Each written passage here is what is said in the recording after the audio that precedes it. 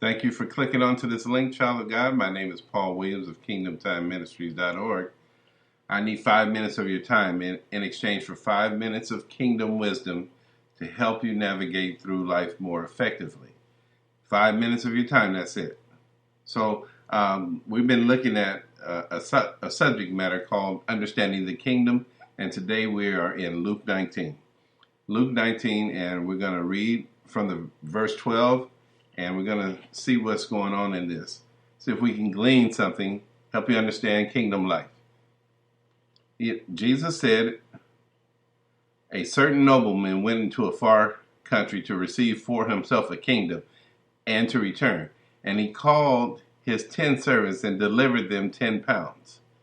All right. And he said unto them, occupy till I come, or do business for me till I get back.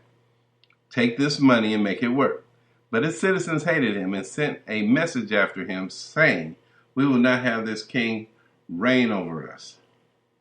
And looking at the English Standard Version, it says, but his citizens hated him and sent a delegation after him, saying, we do not want this man to reign over us. And the New Living Translation says, but the people hated him and sent a delegation after him, and they said, we do not want him to be our king.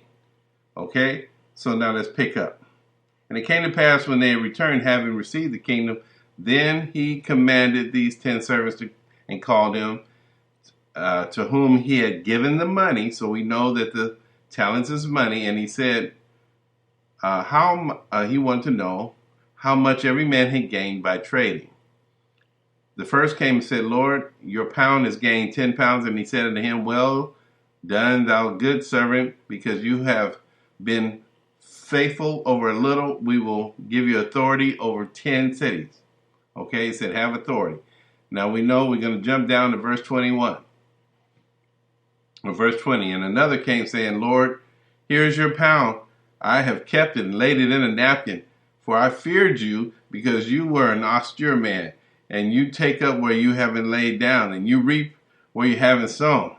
And he said unto him, out of your own mouth will I judge you. Let's look at verse 22 from a couple different versions here. Out of your own mouth will I judge you. He said, let's look at the New Living Translation. It says, you wicked servant, your own words condemn you. If you knew that I was a hard man who takes what is in mine and harvest crops that I didn't plant,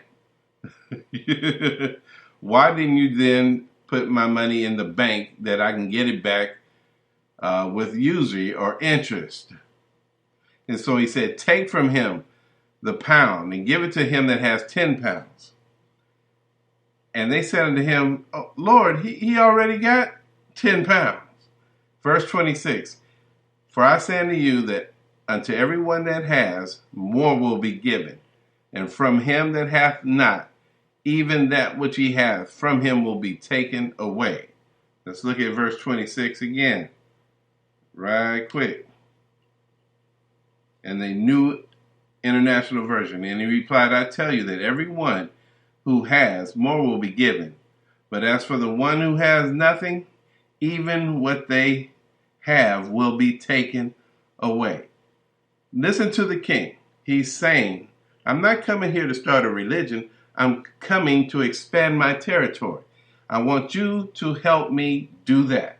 I want you to take the kingdom of heaven's principles and promises and implement them in the earth and turn the world upside down and start occupying. Now, if you were taught that you were a king from birth and a priest from birth, like you're supposed to when you get born again, the church will become an embassy and help you do these things. But because you get indoctrinated to religion and want to go to heaven so bad, you forget about the demand of the king on the earth. And by removing that name Christ out of your vocabulary and only holding on to the name Jesus, you lose the kingship. Therefore, you lose the kingdom My name is Paul Williams. I'm out of time, and I thank you for yours. This is kingdom-time-ministries.org.